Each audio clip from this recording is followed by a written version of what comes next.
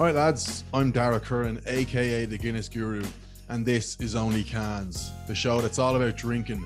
From mad stories to fucked up traditions, I chat to different people from all walks of life, most weeks flying solo today, about their own personal drinking career so far. Welcome to episode 11. A dose of Only Cans, that's your only man. So sit back, relax, that's the only plan. Grab yourself a Guinness or Peroni, man. Welcome to the show, this is Only Cans. Cheers! Still an absolute sheen, man. This episode of Only Cans is brought to you by Manscaped, who is the best in men's below-the-waist grooming. Manscaped offers precision-engineered tools for your family jewels and is trusted by over 2 million men worldwide. Join the movement for all your below-the-waist grooming needs. Use the discount code CANS20 for 20% off plus free shipping. CANS20 for 20% off plus free shipping. I myself have been using the Lawnmower 3.0. Like I've said before, I'll say it before and I'll say it again. There's a reason it's called a lawnmower, because it just mows through the hair, whether it's your ass crack, your ball sack, your nose, your face. Yeah, fuck it. If you use it for your arse and your face, I won't judge you. Just maybe keep that to yourself, but I won't judge you. We've all been there. Have we? Maybe not. It's waterproof. If you're one of these 247 #Ryan 365, one of those types of wankers who needs to fucking shower and shave their balls at the same time because you don't have time to do other shit, go for it. Me personally, I like to take the time. It only takes about 5 minutes, mow through the whole body in minutes. But luckily, if you're an absolute hairy ape of a man or hairy ape of a woman, whichever, the battery lasts up to 90 minutes, so you can still do it all in one go. So fear not, hairy ape people, you be grand. So go to manscaped.com and use the discount code CANS20 for 20% off plus free shipping. Your balls will thank you. Better crack this baby open. Up to the mic. Let's see. New mic. No, same mic. New kind of mic stand. Oh. Poured one of these the other day and it was flat as a bloaty pancake. A pancake. This looks like it'll be all right. It's not even in the video. Get up there, you boy. Yeah, I won't lie, lads. Went to record this yesterday. Serious technical difficulties with the mic. So I'm back now. But when I went, probably for the best, because when I went to record it, you want to see the state of the pint. It was literally like the Surger cans, the way they come out. It looks like a pint of Coke. So, yeah, that's a good one. I'll let that settle. But on the Patreon this week gone, of course, Owen Colgan. So basically what I'm trying to do going forward is when I get the guests, 40 minutes only cans, 20 minutes extra cans, but you've got someone as legendary in the game as Owen Colgan. An hour went by without even realizing, and I was like, bollocks, can't keep him too much longer. So most of it was on Only Cans, but I had some behind the scenes stuff. We did like a quick fire round that was on the extra cans as well on the patreon.com/the Guinness Guru. You get extra cans podcast, about 20-25 minutes, be the guest, bit of behind the scenes stuff that maybe you can't say on the podcast, and a bit of shy talk from me. This week I was talking about like the Surger, the beer foamer. Is it actually worth it, or am I just selling out? Patreon.com/the Guinness Guru to find out. You get the extra cans podcast and you get 15% off gurumerch.com. We've got hoodies. We've got t-shirts. You might need a hoodie 1 second and a t-shirt the next, because it's snowing 1 second and it's fucking 20 degrees the next. So get them all. Probably have Only Cans t-shirts come summer, maybe some funky, like hippie looking. What did the kids wear? The cool tie-dye shit, throwing it back to the 90s. Wouldn't be much of a fashion guy. So, but yeah, I'll see what people want. And you will be provided with some Only Cans t-shirts, hopefully in a couple of months. All right, swig of this. The thing about drinking a can when I'm recording by myself, which won't be too often, maybe one every like 5 or 10 episodes, usually I can ask the guest a question and then take a sip of my can. But when I'm doing this, I just need to be constant. Obviously, I can edit it and cut it out. But literally, even if I'm showing myself in the video taking a sip of the can, it's like, fucking take this quick because these people are paying attention to you. And if you go boring for 2 seconds, I know, well, if I'm listening to a podcast and it's boring for like 5 seconds, I'm out of there. So I do appreciate just listening, lads, especially when it's just me talking scotch.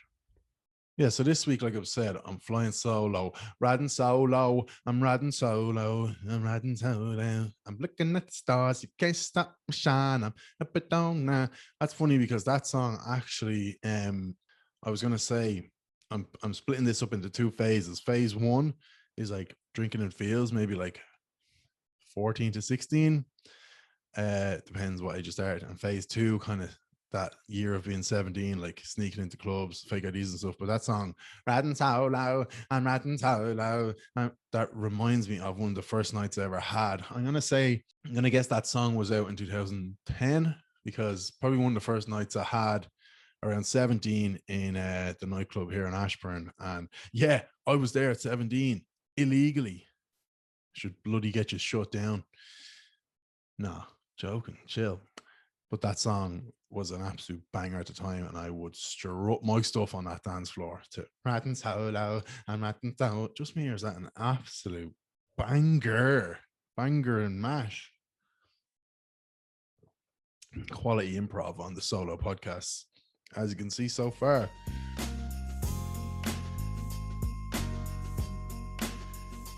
Like I said, 2 phases. Phase 1, drinking in fields.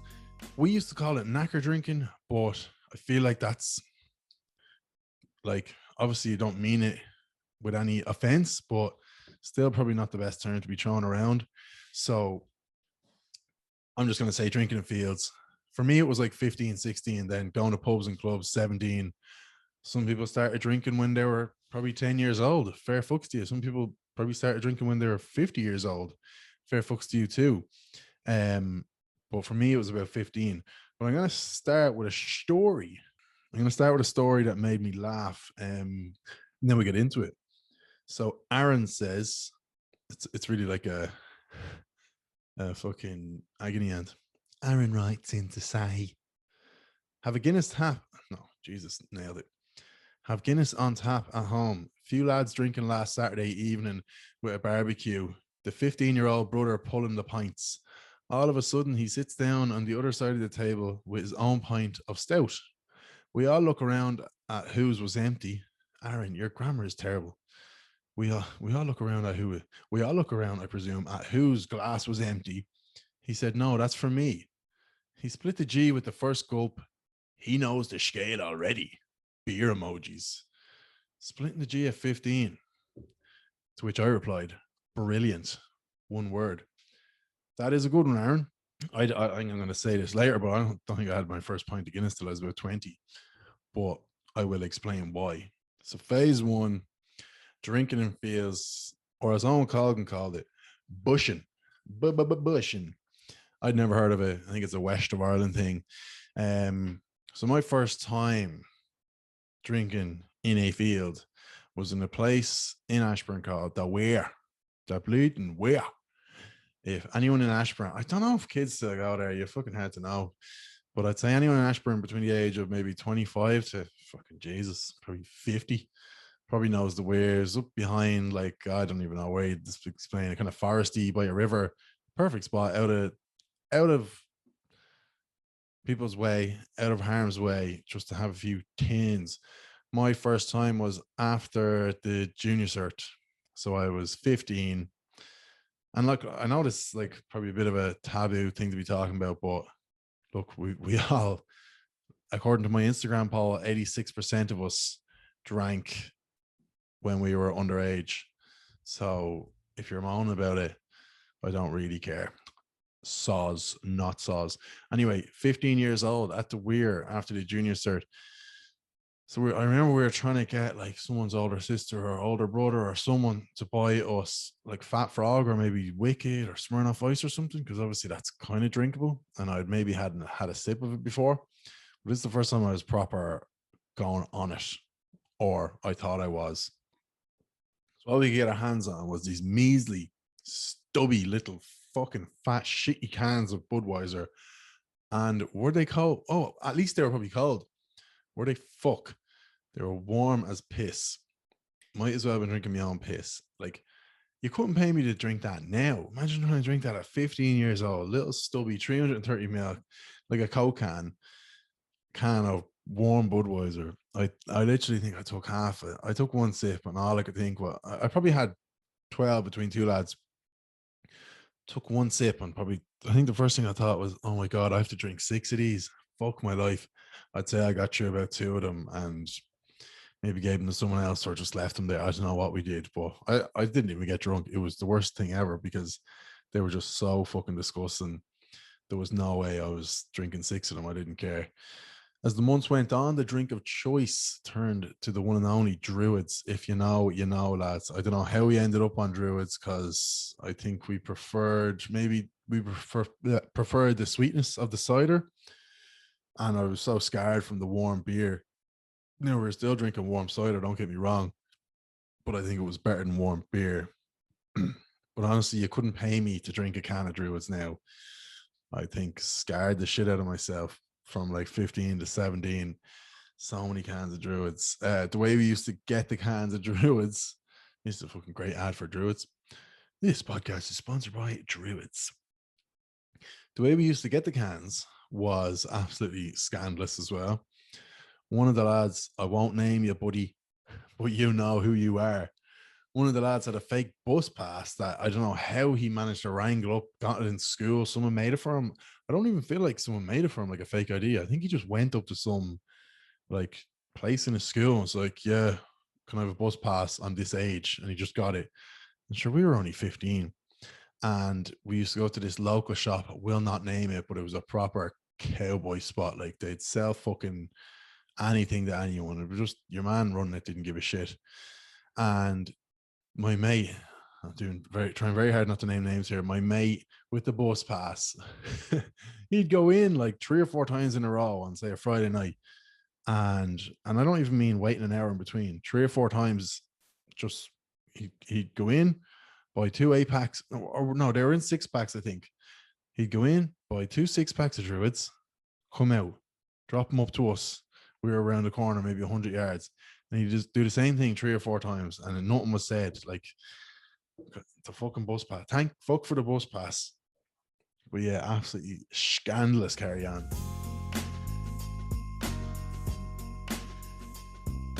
Then the first time I tried Guinness, I think I said this before, I presume I have, was Arthur's Day 2009, and like the local kind of football sort of gap pitch. Again, I'm not going to fucking say which. It was like a school pitch. I'm not going to say which school, obviously. I was 16. Yeah, it was Arthur's Day. It was the first Arthur's Day. There was all this rigmarole about it. Drank the can of Guinness warm from the can at the time, and to this day, probably think it was the sickest thing I've ever tried in my entire life. Just, yeah, lovely warm cans of Guinness.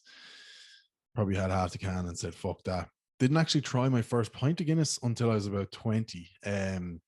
I'd say I was probably scarred from the Arthur's Day cans, and yeah, I just remember like going to the pub and stuff at 17, 18, 19, like Guinness, no way. Like I'm telling you, none of my friends, I'm getting all these messages from lads and they're 18. You can tell they're 18 because it'd be like James O'Neill, 02. And you look at his profile and he looks about fucking 10. So he must be probably born in 2002. And they're drinking Guinness in the pub, and all his mates will be drinking Guinness in the pub. So basically, I've inspired a whole generation to drink Guinness. That's my takeaway from that. I don't think that's over kind of reaching, is it? So Guinness, if you're listening, I'm basically making all the young lads drink Guinness. So pony up the coinage, lads. But when I was 17, 18, not a fucking sinner around me was drinking Guinness. You'd be laughed at for drinking Guinness. It was no man's drink.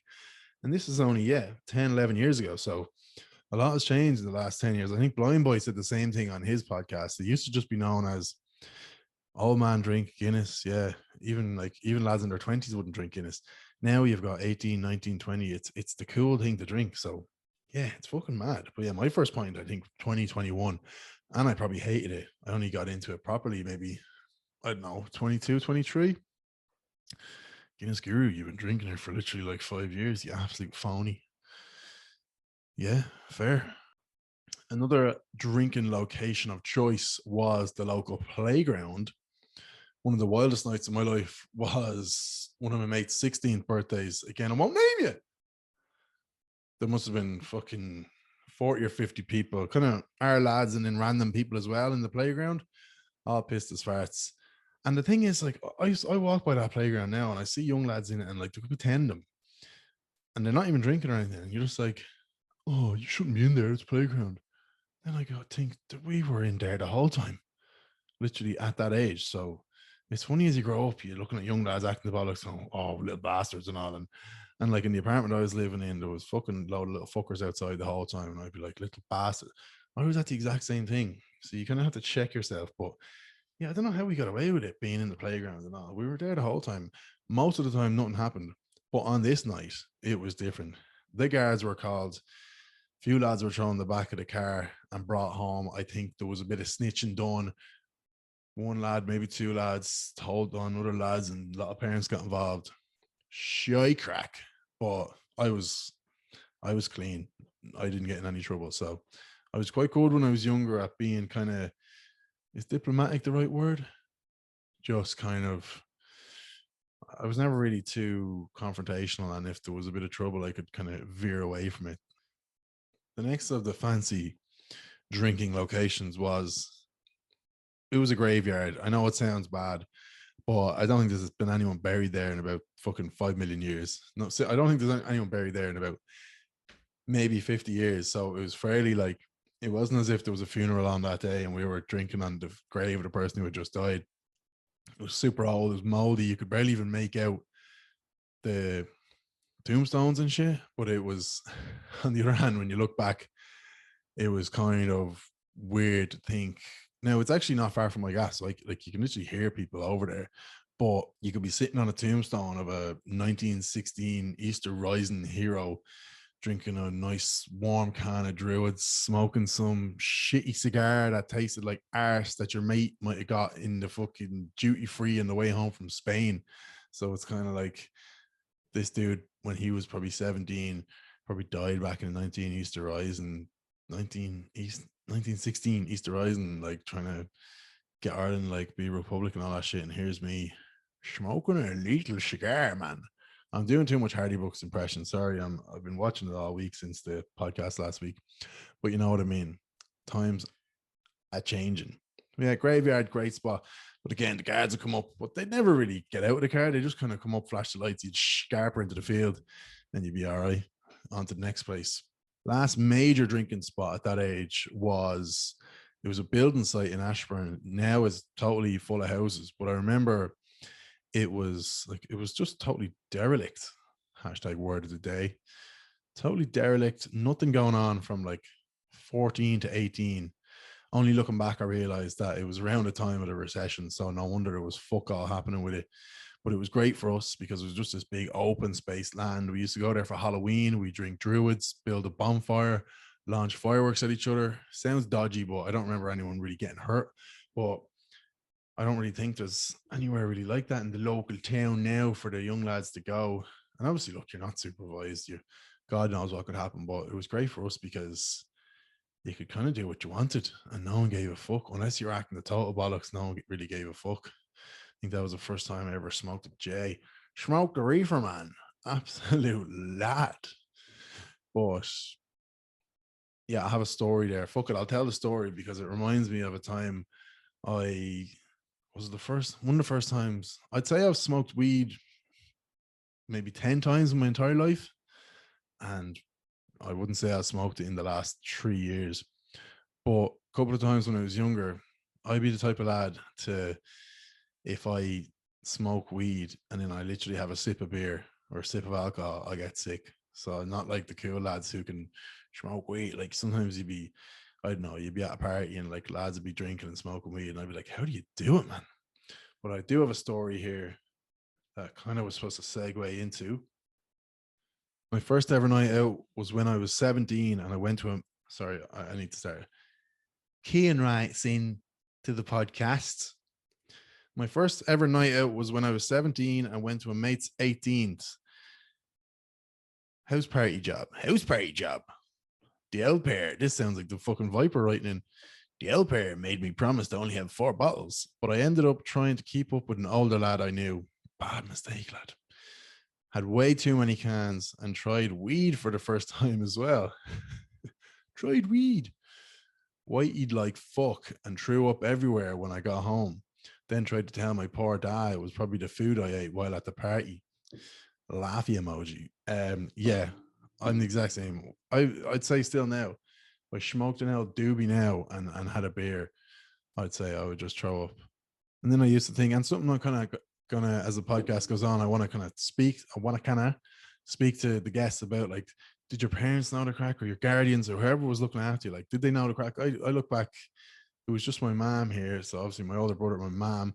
I wondered, did my mom really know the crack? But I feel like, not to throw my brother under the bus, but I feel like he just kind of paved the way. Like, every group of lads that I know around this area started drinking around 15, 16.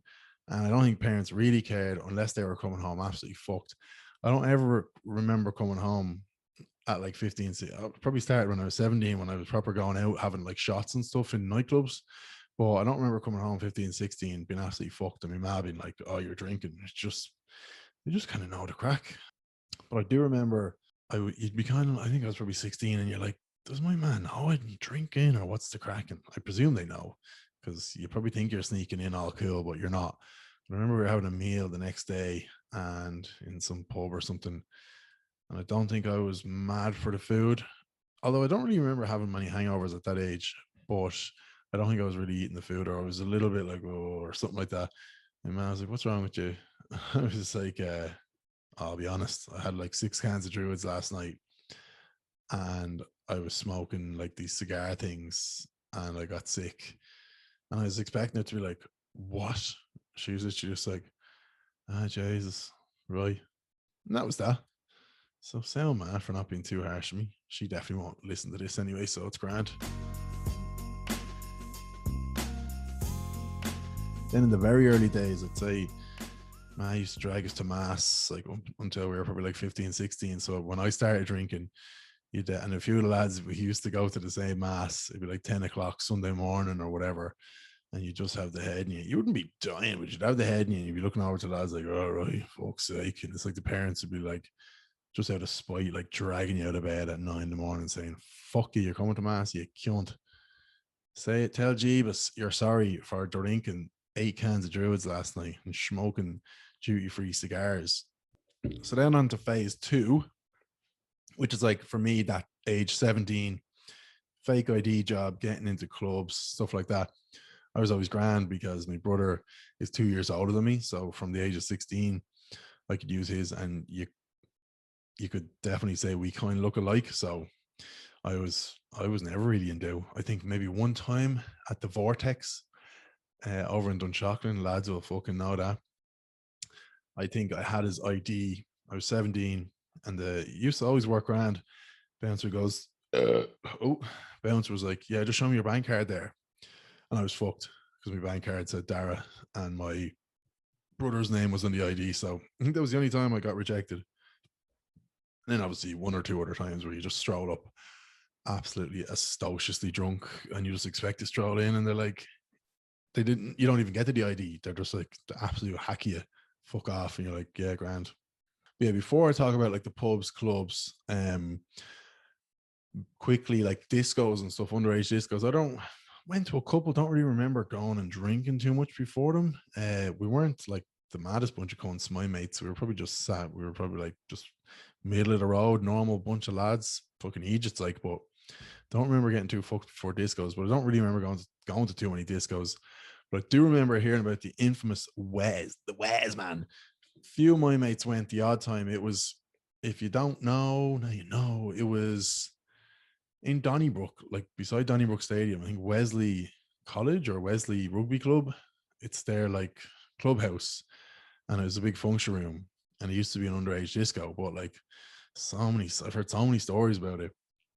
And a few of my mates used to go the odd time. It was more like a private school kind of thing, but a couple of lads were in Bellevue, mate. And I think they dragged a few of the lads and girls over to it, but I never made me way. But the stories you'd hear, just people being absolutely fucked at it, just absolutely gas. Like people's parents had to be called, and the parents be coming blaming the people working there, being like, "Oh, you gave them alcohol." It's like, no, they probably robbed that from you, and like, and then some parents would just come mortified and just drag them away. But I do remember, so when I was like, I don't know, 18, I was playing underage rugby for the Sturman Leinster. I'm really tall, so when I was younger playing rugby, they were like, "Right, you big lanky bastard, you might be good. Let's bring you into Leinster setup." And I remember we were in that room because it's right beside Donnybrook Stadium. That's where we used to train. We were in that room, and a lot of the lads on the team were quite like posh, for lack of a better word. Like would have gone to like South Dublin private schools, and we were probably like 18, so they probably were only in Wes like 2 years previous. And I just remember one of them being like, there was a few of them like, "Oh yeah, man, see over there, man, finger bird over there, like bloody got me dick, fucking got a wank over there, like, oh man, Wes, man, oh so sick, like." Oh fucking hell, absolute carnage, like. Yeah, so for me then, phase two, pubs and clubs, kind of 17 years old. My first time in a nightclub was the local, Ashburn, Stephen's Day, must have been, I think 2009. I kind of remember getting in, like, kind of people be like, "Oh, make sure you go in the front." Like, there's no bigger fucking adrenaline rush than getting into a nightclub when you're underage. Cause yeah, it's just like that feeling of going up and like they could well easily reject you. And then you get in, you're just like absolutely buzzing. And I was 16. I remember all my brother's friends would have only been like 18, kind of 18, 19, and they would have been just at the age of starting to get in legally. And they were looking at me going, "What are you doing?" But to be fair, they would have been there at the same age. So shout out to those lads out there listening. But it was just so easy for me because I'd always get in with my brother's ID. There was another time where I was in that nightclub. I think I was 17. And like, this sounds so funny to say, disclaimer, legend alert. I think I was like kissing some girl. I feel like she was maybe in her mid 20s or something, like 25. And I was 17. Like I said, legend alert. Not a made up story. Legend alert. And, but the funny thing about it was she was asking my age and I was trying to convince her I was 19. Like, I'm 28 now. With the thought of being 17 and being like, "Oh man, I had to try to convince her I was 19. Like, I can't believe she went for it. Like, I'm so old, 19." And yeah, I think she went for it. And not that anything else happened because I was probably too scared to even try shagger at that age. But yeah, trying to convince a girl that I was 19 when I was 17, that shows how fucking long ago it was. But those were the days, lads. Then Sundays used to be great because you could go into like there was like a kind of bar and then there was nightclub. Sunday, the nightclub didn't open, so it was just a bar, and the kind of bouncers and stuff, it wasn't as strict, and the bar was open kind of from all day. So we'd go at like 6 or 7, and then pints, you get like a pitcher for maybe 10, 12 quid, and it was probably 4 pints. So it was fucking nearly as cheap as drinking bleeding cans. But we'd go in around 6 or 7, and there was no bouncers. You just walk in, sit down. The bar staff were probably like, "To stay these gobshites." But we wouldn't be crazy. We were like 5 or 6 of us, whatever. Few lads, few girls. And then around like maybe 9 or 10, the bouncers would show up to start their shift, and they'd come around to ask you for ID, but I don't think they really gave a fuck at that stage. So you probably already had like 6 points, whatever. So it was like, yeah, grand. Now the odd time they'd know an ID was fake, but they'd kick you out. But yeah, Sunday sessions were a good one when you're around 17. One other thing that just springs to mind around that time was Oxygen. So we went to Oxygen 2009, and I couldn't even believe, thinking back, that I was only 17, because I don't ever remember really getting ID'd or anything at Oxygen. we all went down on buses like with crates and Jaeger and vodka and all that shit. And there was never any sort of ID. And I don't think when we were buying beer in the place, we probably did, but I probably had the old faker as well. Or I don't know. But yeah, Oxygen, 17 years old, not giving a fuck about smelly tents, waking up in a tent with 3 other lads, absolutely baiting of sweat. But sure, you didn't even like trying to get to sleep wasn't even an issue because you would just drink until you fucking pass out every night. And like it was unbelievable. And it was actually the year that I know it was 2010 because did I say 2009? No, it was 2000. I was 17 in 2010. It was the year Mead won the Leinster final against Louth. The famous Joe Sheridan fucking carrying the ball over the line. No, he kicked it. Fucking rats out. He kicked it. But yeah, Oxygen, absolutely unbelievable. 17 years old, possibly best weekend of my life. Just gas crack. But like, there's not a fucking hope I could do that at 27, 28. So grimy and disgusting. But at that age, not a bother. And on that note, lads, I'm going to sum it up there. I don't even have the time in front of me. I'm going to say that was short and sweet, but maybe it wasn't. But from next week on, there'll be I have a whole load of guests lined up, so you won't have to sit through me just talking shite to myself anytime soon. Maybe you will. Maybe one of the guests will pull out, and I'll just have to fly it alone. What are you even talking about? End it now. So thanks for listening, lads. I hope that brought back good memories, bad memories. I don't know. Like I said, some people started drinking super early.